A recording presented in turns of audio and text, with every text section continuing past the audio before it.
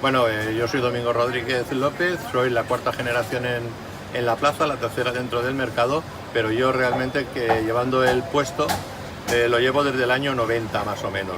Antes lo llevaba mi madre, anteriormente mis abuelos y antes fuera del mercado mi bisabuelo. Venís de La Mancha. Mis abuelos, sí, mi bisabuelo ya vino de allá. Bueno, cuéntame un poco, ¿qué recomiendas tú a la gente para el uso del azafrán? Hombre, desde luego que para usar el azafrán lo que recomiendo es siempre molerlo, ni infusionarlo, aunque hay quien dice que sí, pero no, con molerlo sobra. Pero previamente hay que tostarlo, háblame de que hay que tostarlo previamente y luego molerlo. No, lo del tostar o no tostar yo te voy a explicar el porqué. Es que nadie lo ha querido contar, y es que antiguamente los que iban a los campos a comprar el azafrán a los cosecheros, ¿qué hacían? Compraban el azafrán bien seco. Cuanto más seco, pues lo pagaban un poquito mejor que si estaba un poquito más tierno.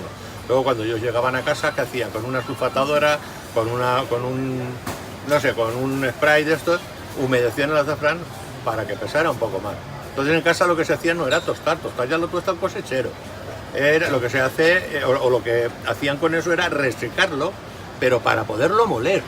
Esa es la finalidad de verdad, la de moler.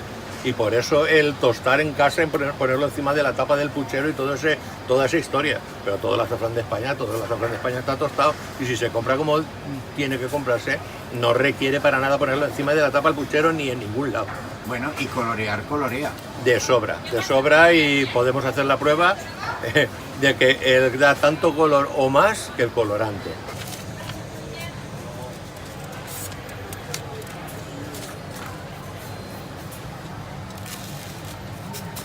Bueno, he puesto mucho, pero da igual. Lo aprovecho de sobra. Todo esto se puede hacer porque mi azafrán está, conforme me lo manda el cosechero, totalmente tostado.